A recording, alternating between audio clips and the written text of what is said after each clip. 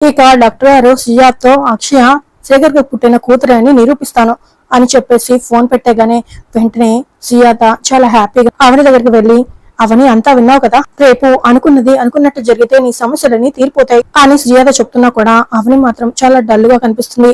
దాంతో సుజాత ఎందుకే ఆనందపడకుండా అలా ఉన్నావు అని అడుగుతూ ఉంటుంది. అత్తయ్య వాళ్ళు డాక్టర్ మాటలు నమ్ముతావని అనుకుంటున్నావా అని అవని అడగటంతో ఆధారాలు పక్కగా చూపించిన తర్వాత ఎందుకు నమ్మరు అని సుజాత అడుగుతూ ఉండగా ఏమోనక్క, నాకైతే ఆ నమ్మకం ఆశ రెండూ లేవు అని అవని అంటుంది.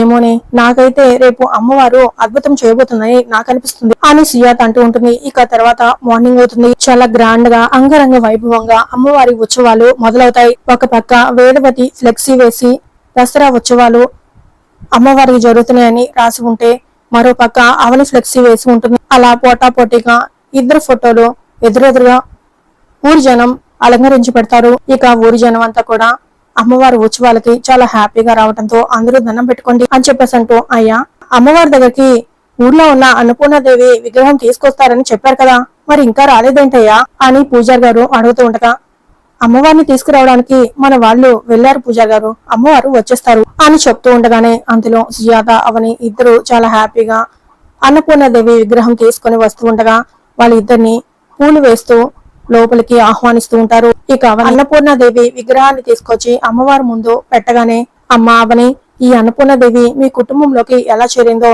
ఈ ఊరికి ఎన్ని అద్భుతాలు మహిమలు చేసి చూపించిందో తెలుసుకోవాలని భక్తులందరూ ఎంతో ఆశతో ఎదురు చూస్తున్నారు. 4 మొక్కల్లో చెప్పు తల్లి అని పంతుగారు చెప్పగానే అలాగేనండి అని చెప్పేసి అంటూ, ఈ అమ్మవారు నా మేనమామ వాళ్ళ తల్లిదండ్రులకి పొలంలో దొరికింది. తర్వాత ఒక సిద్ధాంత గారి దగ్గరికి తీసుకుని వెళ్లారు. ఆయన అప్పుడు ఏం సూచించారు అంటే అని అంటూ ఈ కవని గతంలో జరిగిన స్టోరీ మొత్తం కూడా చెప్తూ, అప్పటి నుంచి ఈ అమ్మవారిని మా అత్తయ్య గారే తన తల మీద మోస్తూ వస్తున్నారు. ఏరువాక నాడు, జాతర నాడు, పండుగల నాడు పల్లెటూరు తీసుకువెళ్తూ ప్రతి ఏడున అమ్మవారి ఆశీర్వాదం తీసుకుని సాంప్రదాయాన్ని ముందుకు తీసుకుని వెళ్తున్నారు. ఆ ప్రసాదాన్ని రైతులు మంచిగా పొలాల్లో చల్లుకుంటూ పంటలు పండించుకుంటూ ఉంటారు. కేవలం ఈ అమ్మవారి వలన, మా అత్తయ్య వలన ఊరికి రాబోయే కష్టాలు, కరువులు దూరం అయ్యాయి. ఇదంతా మా అన్నపూర్ణాదేవి కథ అని అవని చెప్తూ ఉండగా, ఇక అవని మాటలు విని అందరూ చాలా సంతోషంగా అన్నపూర్ణాదేవికి జై అని జయజలు కొడుతూ ఉంటారు. ఈ కవని ఆ తల్లి పూజ అయిన తర్వాత, ఈ తల్లికి సంబంధించిన ప్రసాదాన్ని నేను తయారు చేసిస్తాను, అందరూ స్వీకరించండి, మీ కుటుంబ సభ్యులతో తినిపించండి,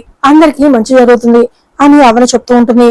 సరేనమ్మా, ఎన్నో రకాల ప్రసాదాల్ని తయారు చేస్తున్న నేను నువ్వు తయారు చేయబోయే ప్రసాదాన్ని ఎప్పుడెప్పుడు స్వీకరిద్దామా అన్నట్టుగా ఉంది అని పూజా గారు అంటూ ఉండగా, వినాయక చవితి నాడు లడ్డు లాగా బ్రహ్మాండంగా ఉంటుంది పూజా గారు అని అవని అంటుంది. అయితే ఈసారి అందరం పూజను చక్కగా జరుపుకుందాం, ఇక మొదలు పెడతాను అని అంటూ ఉంటారు. మా అత్తయ్య వాళ్ళ కుటుంబాన్ని కూడా రానివ్వండి పంతులు గారు అని అవని చెప్పడంతో సరేనమ్మా అని అంటూ ఉంటారు. మరోవైపు వేదవతి ప్రసాదరావు రెడీ అయ్యి హాల్లోకి వచ్చి బయట హడావుడి మొదలైపోయింది, అందరూ తొందరగా రండి అని పిలవటంతో అందరూ రెడీ అయ్యి హాల్లోకి వస్తారు.